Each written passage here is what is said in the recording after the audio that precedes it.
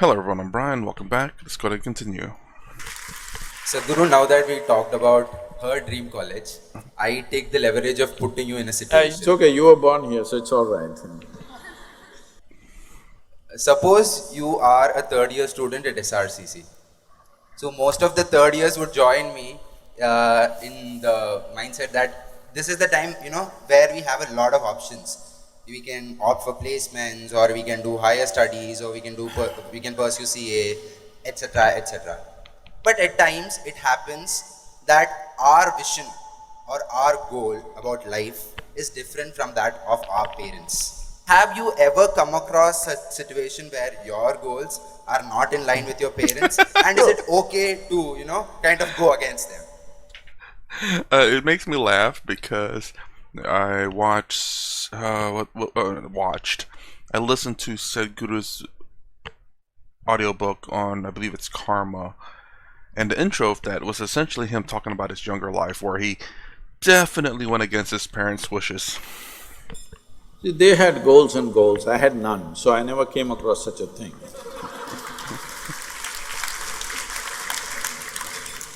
They had many goals. So, my father, being a physician, is a very good man, and academically, all his life he's been at the top. And he's a physician. In India, we have a malice that first thing is you become a doctor. If you cannot, you become an engineer. If you cannot, then only you end up in commerce. At least in the previous generation. When we are growing up, that is the thing. So, obviously his dream is, I should become a doctor. I hope he's not on the web listening to me. Because he studied in such a way that he didn't study because for him it was a passion. He lost his mother when he was 4 years of age. Dang. And she died of tuberculosis. So though he's from a very large business family, he committed that he will become a doctor because somewhere a 4-year-old boy felt that if there was a good doctor, the mother would have lived. That's another thing that I realize is, or not, I realize that a lot of people, the reason why they do things is because of something that happened in their lives. Now, don't get me wrong, I think majority of people get into things because there's a lot of money, it's either money or their passion, or something happened in their lives. There's this famous video that was going around on the internet about this lady that was captured in Africa, and then the SEAL team went to rescue her. Now she's raising charities for SEAL team families whose I think they're whenever the father is killed, that the family is taken care of. So, and then of course there's stories where like people's father or mother has died because of a certain disease. Now they either create a foundation or to support a foundation that prevents that. It's just interesting. They see people motivated in such a way. So he committed that he wants to become a doctor. For him, being a doctor was not a profession, it was like his religion. He lived like that. So naturally, he wanted all the 4 siblings, all his 4 children rather, to become doctors. First one didn't become, second one didn't become, third one didn't become, I got caught. You're the last At the chance. age of 10 or 11, I clearly told him, see, one thing is I'm never going to be a doctor. Please don't pin your hopes on me. He showed me all his notes, piles of notes that he has kept about his studies. He said, I've kept all this so that one of you will become a doctor. Well, all 3 went different ways and me going nowhere. I'm only interested in biology, means I'm interested in the jungle, not in dissecting something, just looking and observing things. So, a time came when I finished my… This is not a good example, you're asking me questions, okay? I finished my what is today called as +2, is it? What do you call this? 12th. At that time it was called as pre-university course. Plus I two. finished my 12th standard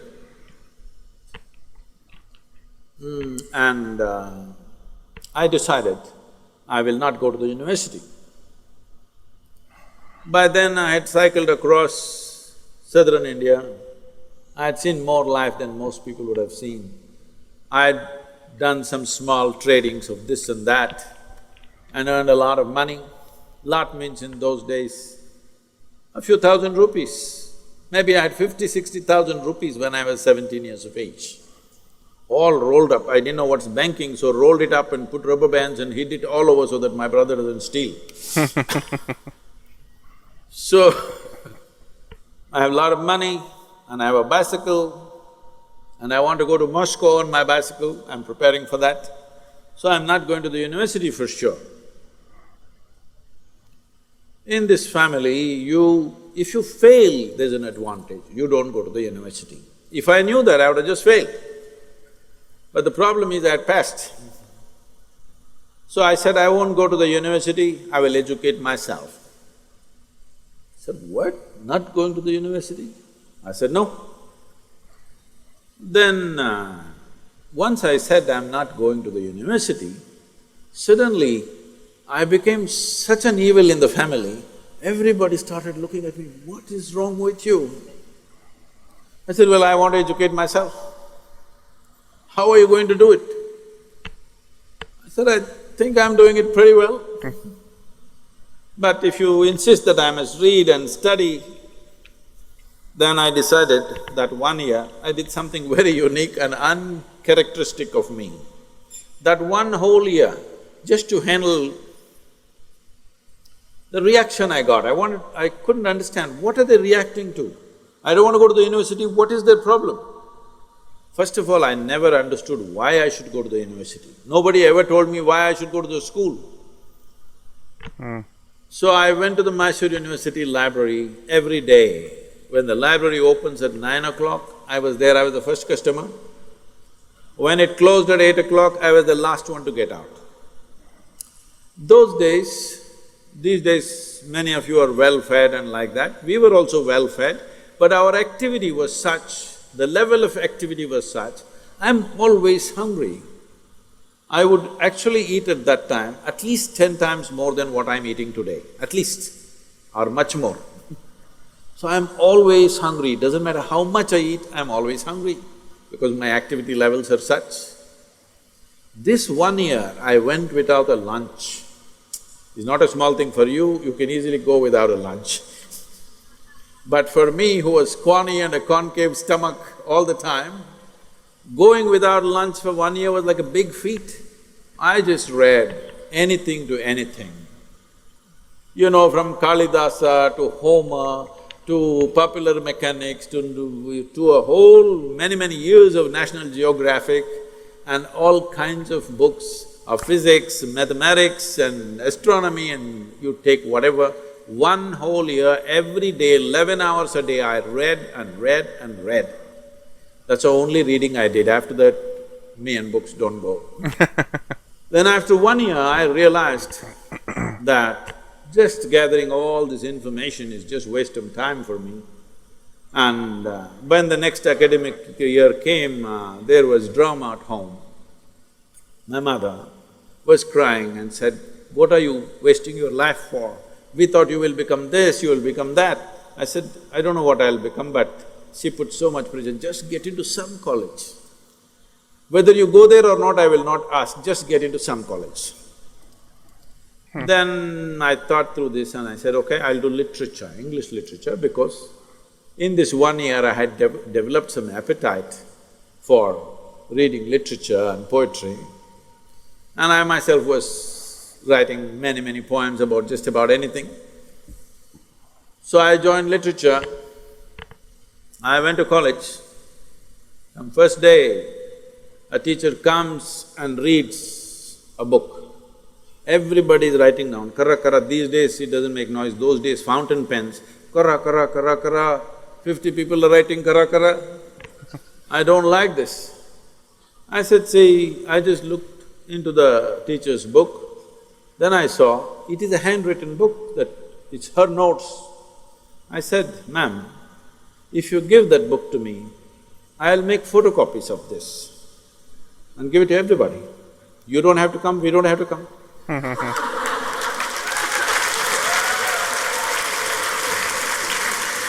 But if you want me to come here, I have 1,000 questions. Not thousand, I have millions of questions, like a dark cloud, it's hanging around my head. I'm going to ask these questions. If you cannot answer these questions, I cannot sit here. Then I made a deal with all the teachers that they give me attendance and I won't bother them with their questions. This deal worked pretty well for 3 years and I got out. Is this what my father wanted? Definitely not. Why I'm saying this to you is not to simply go against your parents, that's not the point. The point is, this life is precious. Now when you're talking about, what shall I do this, shall I do that, is it only about how to earn a living? You must get off that. This is not about… education is not about earning a living. When an earthworm can earn a living, a grasshopper can earn a living, every damn insect, bird and animal can earn a living, a street dog can earn a living, what is the big deal about survival with such a big brain? Survival is not the big thing about the human being. Survival has become a problem because you want to survive like somebody else, that's the whole problem. If you want to survive, there's not a problem. My father would ask, how will you make a living? How will you live? What will you earn? I said, if nobody wants to feed me, I'll go into the jungle. And I went into the jungle for weeks and survived very well by myself. Many times I went off into the forest and I just survived off the forest without any food support from anywhere else. So survival is not the issue. What are we going to do with this life? Are we going to take this life to full potential, or are we going to be those people who are just shit scared of life itself and what will happen to my food, what will happen to my food, what is this? When a street dog is not bothered, happily is wagging his tail and going tuk tuk tuk, what is your problem with such a big brain, I'm asking? You don't educate for survival, you educate because you want to expand your horizons. You want to make this life into a worthwhile life, that's what that matters.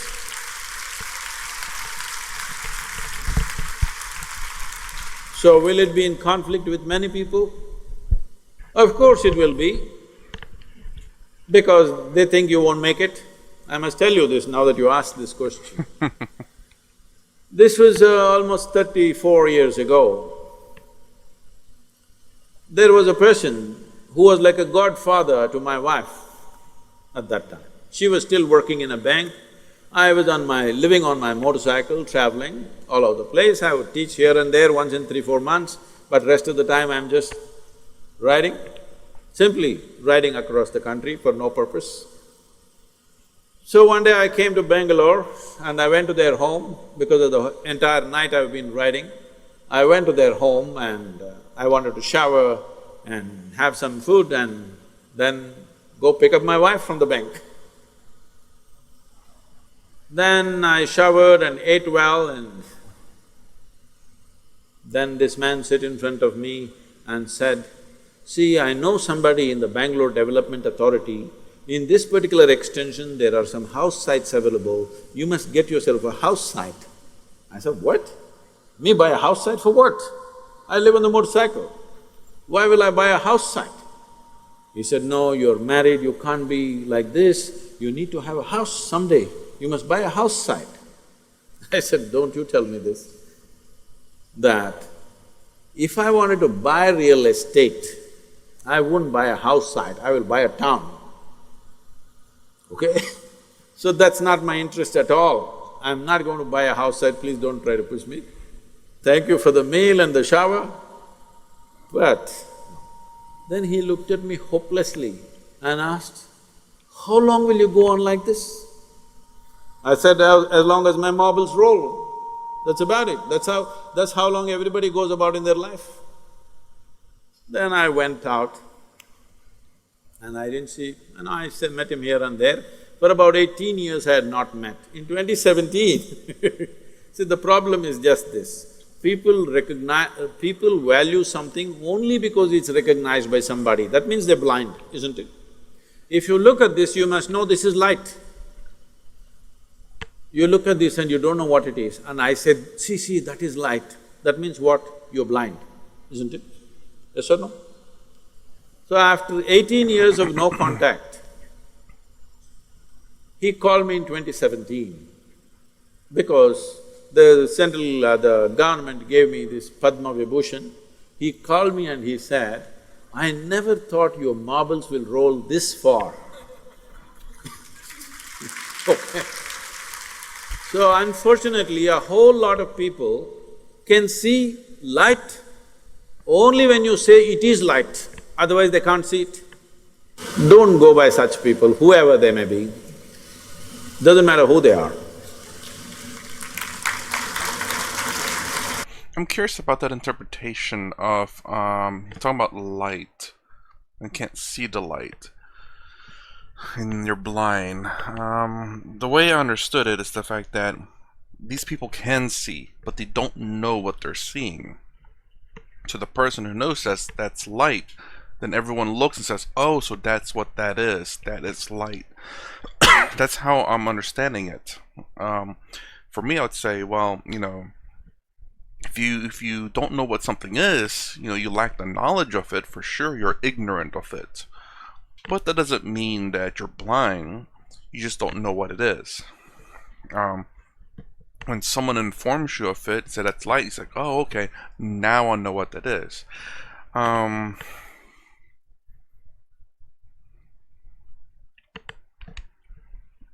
to think of what else he said.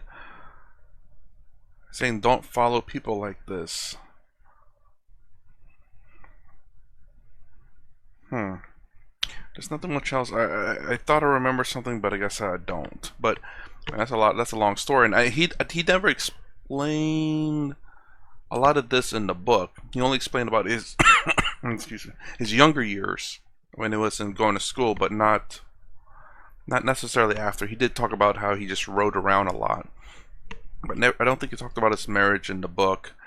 And I didn't realize that he was still doing this even while married. I thought he might have settled down, or maybe married a little bit later on in life and then settled down a bit.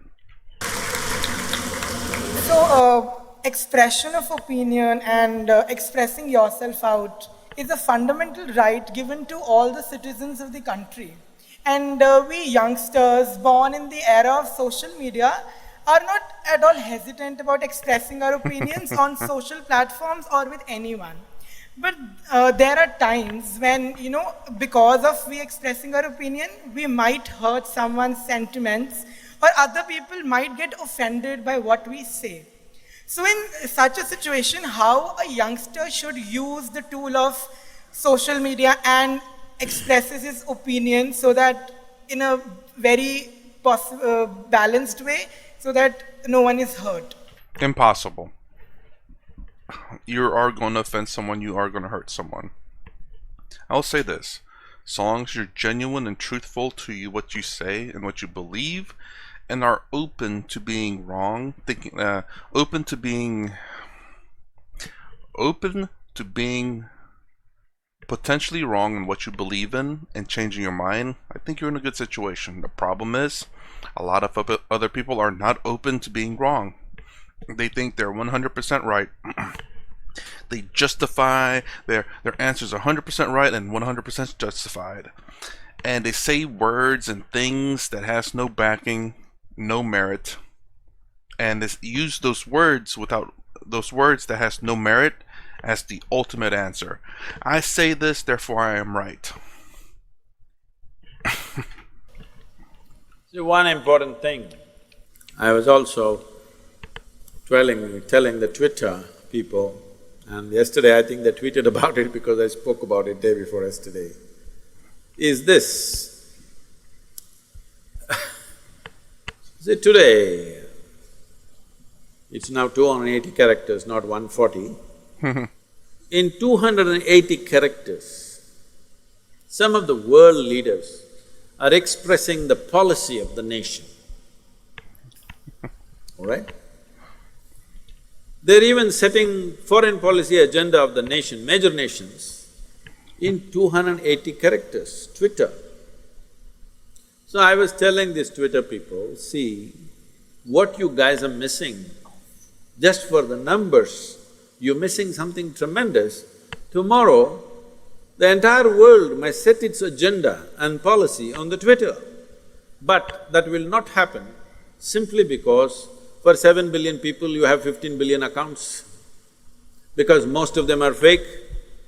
People who don't have the courage to put their name out and say, oh, this is what I want to say, such people are slinks. This is not opinion, isn't it?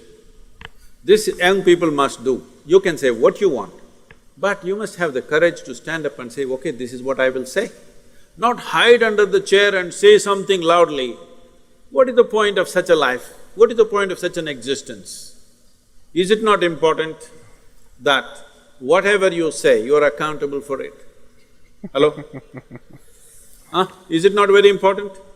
All of you who are managing false fake Facebook accounts, Twitter accounts, take it away, put your name out there.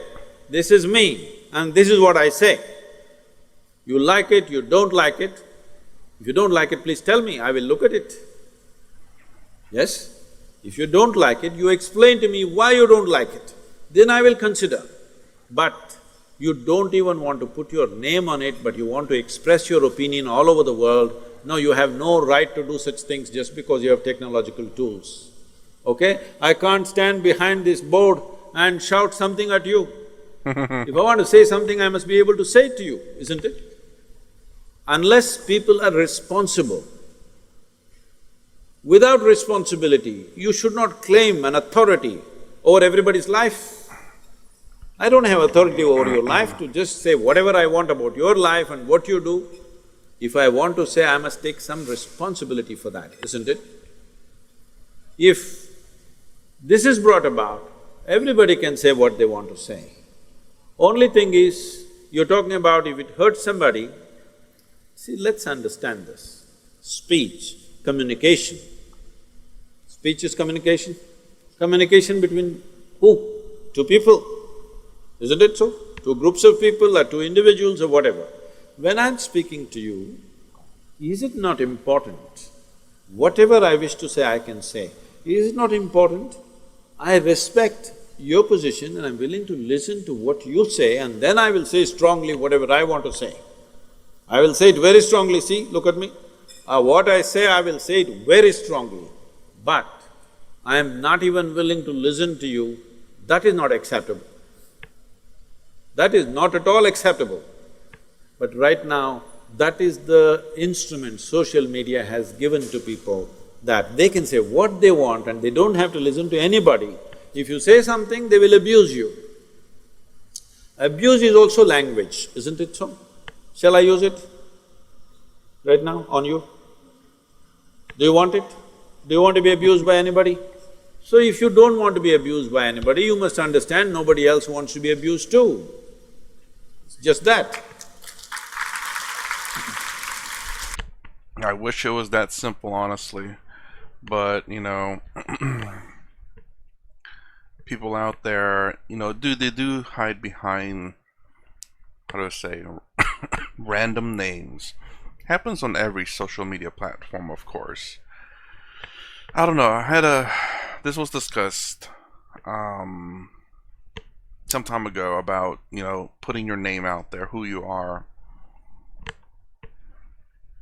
Some people are too afraid of the consequences of their actions, of course, or I won't say actions, but their speech. But in order for ideas to flow freely, sometimes, what's the word, anonymity? Being anonymous can help with that. It's not to say that they're necessarily afraid, or they are afraid, but not necessarily because they have a bad idea. It's just they don't want the attention sometimes. So this anonymous name helps them speak. Now, we could say that we have social media platforms out there where you can be anonymous, and then others where you can't, I suppose. Of course, it's going to serve the same purpose as what's going on now with Twitter and what he's talking about, for sure. Because you have a platform where you cannot be anonymous. You have to say who you are. You have to verify who you are. It'll be very difficult. Not many people would want to do that. It's like, well, I don't care about verifying. That's just so difficult. And the problem is that you have crazy people who says, oh, I know who you are now, and let me target you. And that's the reason for being anonymous online, so that you can still participate in speeches and debates and stuff without risking, as I guess, being discovered by, you could say, crazy people. Because there are people out there like that. But also, I get where Sadhguru is coming from, where, if you have no skin in the game, in a sense, because you're just screaming behind a board and no one knows who you are, that the weight of the words that you say should mean nothing, because you're not even there to back up your own words by showing who you are. And it's a tough one.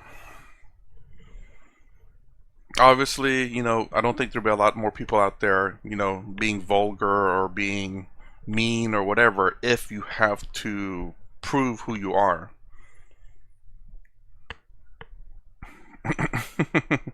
So I don't know, I'm kind of on the fence about that one. I do agree with Sadhguru, but at the same time, I can understand why some people don't want to have their information out there. It's not to say that they're the ones who are screaming in the background.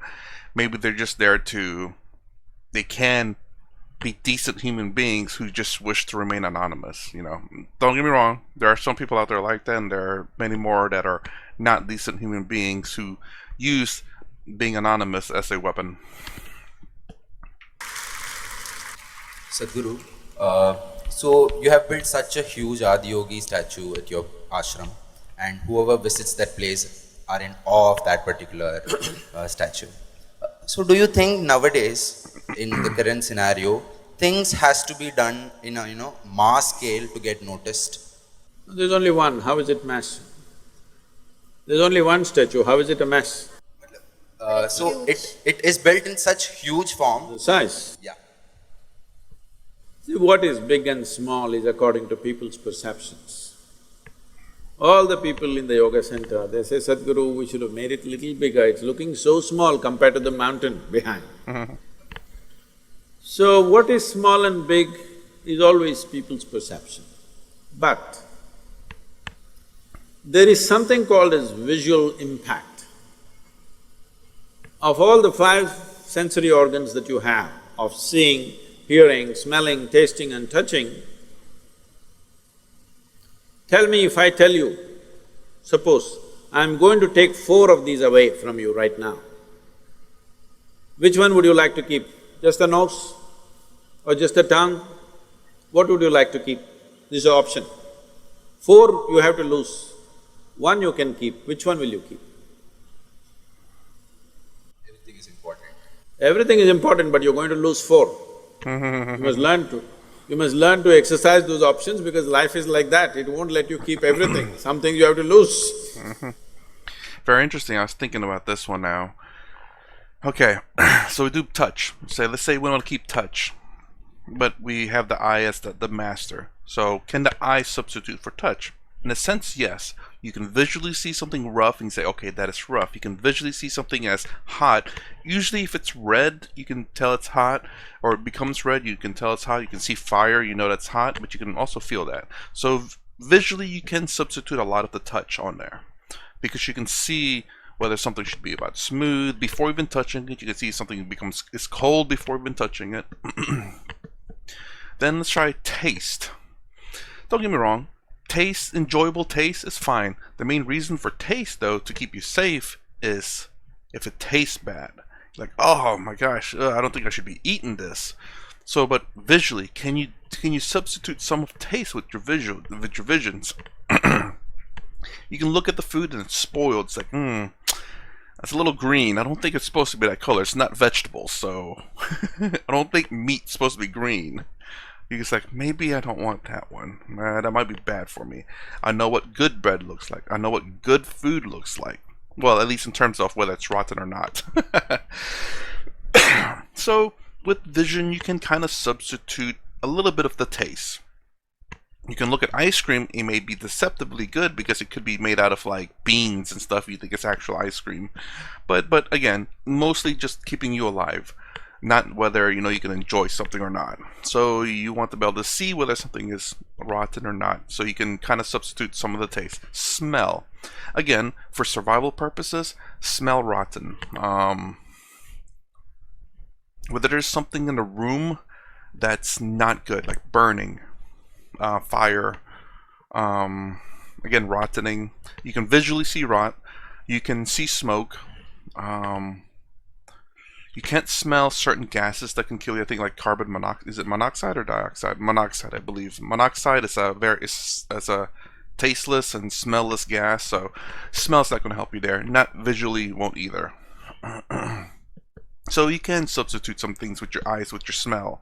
You can see rot as opposed to smelling it, and you can see smoke as opposed to smelling it. Now, what's the next thing? Hearing. You can,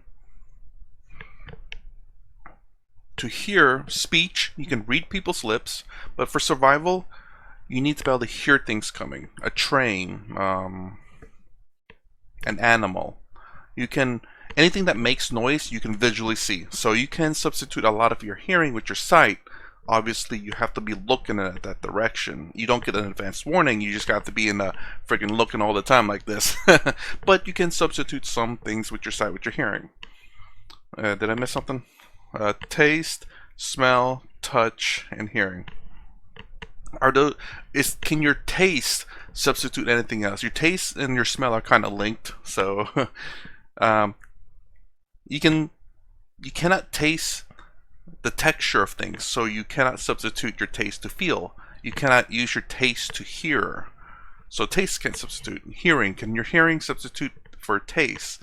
Or whether something is good or bad? No, not at all. Because you can't see, you can't hear rot. You can't hear things that are nasty. So your eyesight is a very, very powerful sense that can substitute some things. Now, if I'm wrong, you can say that in the comments below and say, nope, you're wrong, Brian. It is this, and I'm more than happy to read you out there. I have been reading comments, not been replying, but I have been reading the ones that have been coming through. And I have been making a list, but you know, it has to go in a particular order and has to come out at particular times. So anyways, but yes, I think sight is very important. I think that's what Sadhguru is trying to prove here. I'm trying to reason it out. So 4 you have to lose. Which 4 will you want to lose and which one thing you want to keep? Can you just tell the 5? Either I'll take off your eyes or your eardrums or your tongue or your sensation or your nose. Can you tell the… Which one? What? Hold on. What do you mean, can you tell the 5? Do you not know what your 5 senses are there, sir? I mean, I'm guessing he's kind of just nervous on the spot, and I get it. You know, you tend to be dumb whenever you're on the spot for things. No matter how smart you are, if you're not like good with being on the spot, you will become dumb. I think I've seen some videos on YouTube where, you know, it's I forgot what they called it, but it's like they catch you off guard and you just can't think right. And I'm guessing that's what happened to him here. Thing you want to keep, tell me. Eyes, of course. Because of the 5 sensory impacts that you have upon you, visual impact is the largest impact for you right now. But let us say you were a dog. I'm not saying. I don't think dog is anything derogatory, I think it's a great animal. If you were a dog, if I asked you this question, you would say nose. Because his food, his survival happens because of his nose. But for a human being, the visual impact is the largest impact. So, in that sense, it is not about the size of the adiyogi, it is about the geometry. To get the geometry perfect in a small size is extremely difficult. extremely difficult. So we needed a certain amount of size to get the geometry easily in place. The geometry of Adiyogi, now that you ask this question, is to exude. See, when I say geometry of Adiyogi will exude something, is it true you went home today and your father was sitting in a certain way? Just by looking at his posture, you know whether he is angry or happy, unhappy, disturbed. Do you know or no? Yes. So, the geometry of Adiyogis, we wanted this to exude three aspects. One is exuberance of life, another is stillness of life, another is intoxication. I worked for 2.5 years to get this face right. Many faces were made. Then we decided we need a certain size, and that size became over 80 feet. When it became over 80 feet, then we thought the number also has to have some significance.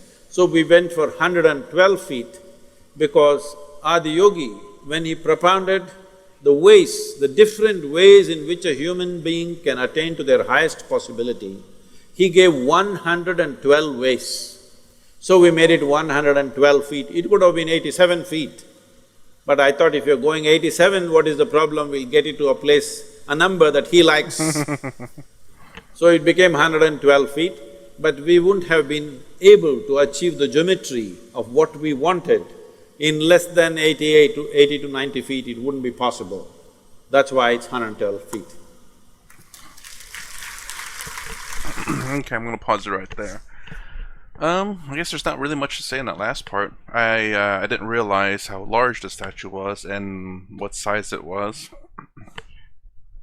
And I mean, I get the question, I suppose. Why does it have to be so big? I mean, Sadhguru could have just said, it's like, well, everyone needs to be able to see it. If it's too small, not many people who go there will be able to see it. And of course, you know, you can always have made it bigger or smaller. But again, it needs to be visible to majority of the people there.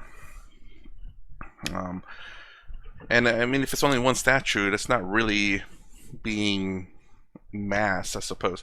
I guess he's talking about mass in terms of like, not necessarily there's a lot of mass production, many of it, but more along the lines of the size of it. I don't know, I've never been there. I don't know what 112 feet looks like. And I'm assuming I've not seen that area. I've seen the statue, but I just don't know how, you know, without being there, you know, watching on YouTube, it's not gonna justify the, you know, it's like, oh, I see the size is perfect. You know, I can't do that. But I'm assuming because if there's a lot of people there, the bigger it is, the easier for a lot of people to see.